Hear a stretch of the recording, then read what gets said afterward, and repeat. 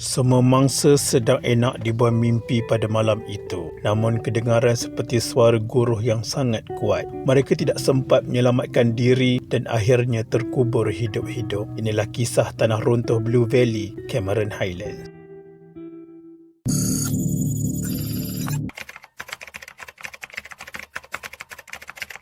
Pada awal pagi 26 Januari 2024, seorang lelaki maut manakala 4 lagi dikuatiri tertimbus dalam tanah runtuh di Batu 54 Blue Valley, Cameron Highlands. Pihak Jabatan Bomber dan Penyelamat Malaysia Pahang menerima laporan pada pukul 2.51 pagi dan operasi mencari dan menyelamat serta-merta dijalankan.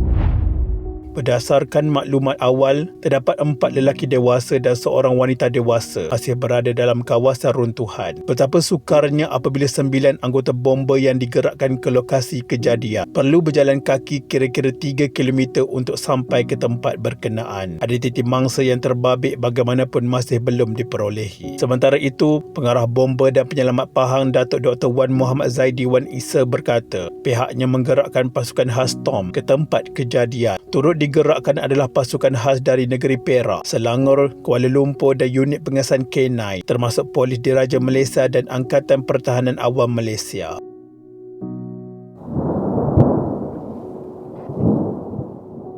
Tidak menunggu lama, kesemua mangsa kejadian tanah runtuh ini disahkan warga Myanmar. Jawatankuasa Pengurusan Bencana Daerah Cameron Highlands menyenaraikan mereka dikenali sebagai Shin Lang Har 56 tahun, Shin Ang 39 tahun, Am Yu 38 tahun, Lo Happy 36 tahun dan Tang Mau 25 tahun. Kesemua mangsa dipercayai mendiami sebuah rumah yang telah dihempap dalam tanah runtuh itu. Seorang daripada mangsa ditemukan meninggal dunia pada 6.27 pagi, dikenali Happy berusia 36 tahun. Mayat mangsa ditemukan dalam keadaan kepalanya parah dan kaki tersangkut di tindih dahan pokok. Mayat mangsa kedua dikeluarkan jam 11.05 pagi. Mayat lelaki warga Myanmar itu diserahkan kepada polis untuk urusan selanjutnya. Usaha mencari dan menyelamat 3 lagi mangsa dalam kawasan runtuhan masih diteruskan.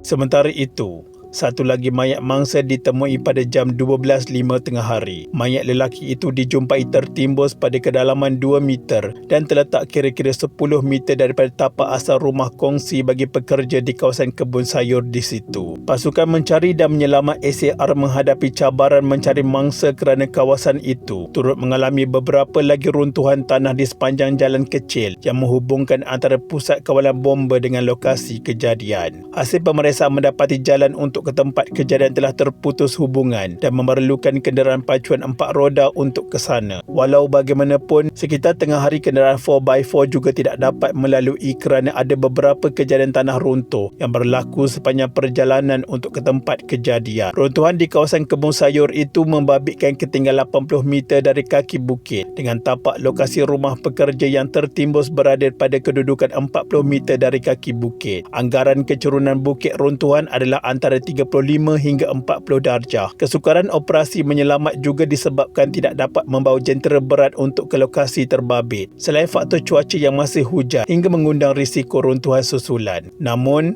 operasi tetap diteruskan dalam keadaan pasukan yang sentiasa mengambil langkah waspada dan berjaga-jaga sekiranya berlaku lagi runtuhan kali kedua.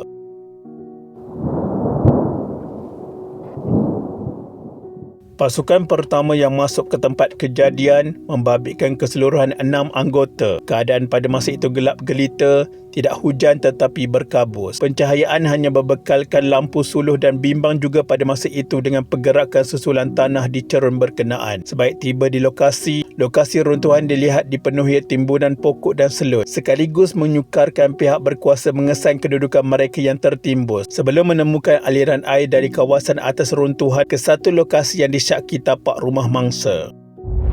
Berdasarkan pemerhatian, pihak penyelamat dapati ada takungan air dan dari situlah mereka mulakan kerja-kerja mencari mangsa yang tertimbus sebelum menemukan mangsa pertama kira-kira 2 meter dari tapak rumah yang ditimbus. Pihak penyelamat menjangkakan mangsa mungkin tertimbus berdekatan rumah memandangkan runtuhan dilihat tidak terlalu mengheret, bermakna mangsa mungkin tidak jauh dari lokasi tapak rumah yang tertimbus. Maklumat saksi kejadian yang juga rakan sekerja mangsa turut membantu gerak kerja SAR di tempat kejadian.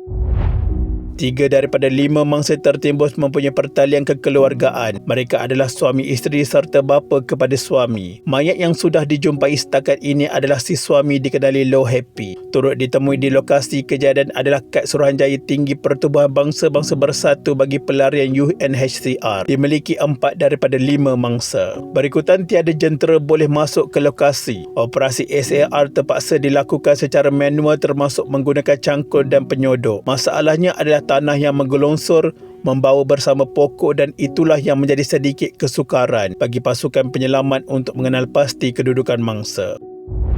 Selain itu, kebun sayur yang terbabit diusahakan secara haram sejak 2023. Kebun seluas 4.31 hektar di kawasan hutan simpan pernah disita oleh Jabatan Perhutanan pada April tahun 2023. Selain pengusahanya turut pernah ditahan sebelum ini. Pemilik kebun berusia 31 tahun itu pernah melalui proses sitaan pada 10 April 2023 selepas mengusahakan kebun di situ dan ditahan pada 14 April selepas disyaki melanggar peruntukan Seksyen 81 Akta Perhutanan Negara 1984.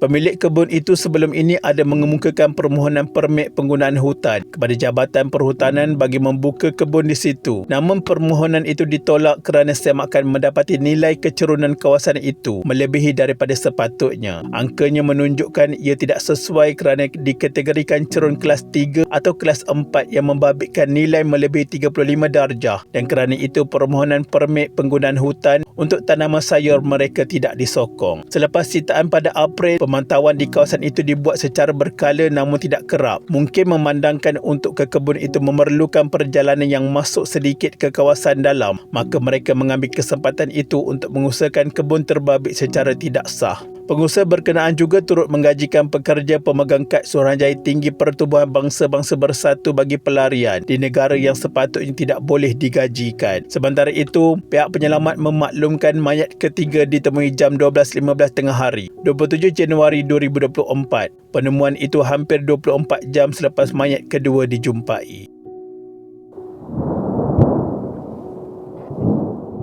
Pada sekitar petang 27 Januari 2024, operasi mencari dan menyelamat ditamatkan selepas 2 mangsa terakhir ditemukan. Mayat 2 mangsa terakhir itu dibawa melepasi pos kawalan tempat kejadian dengan terak polis. Dua-duanya dikenal pasti sebagai Shing Low Har 56 tahun dan seorang wanita Yu 37 tahun yang juga merupakan isteri kepada Happy. Penemuan mayat masing-masing pada jam 6.10 petang dan 6.50 petang yang selang 5 meter menjadikan semua mangsa sudah ditemukan. Mayat kedua-dua mangsa ditemui dengan jarak kira-kira 30 meter dari lokasi penemuan mayat sebelum ini. Mayat dihantar ke Hospital Sultanah Hajah Kalsum untuk bedah siasat dan pengesahan identiti.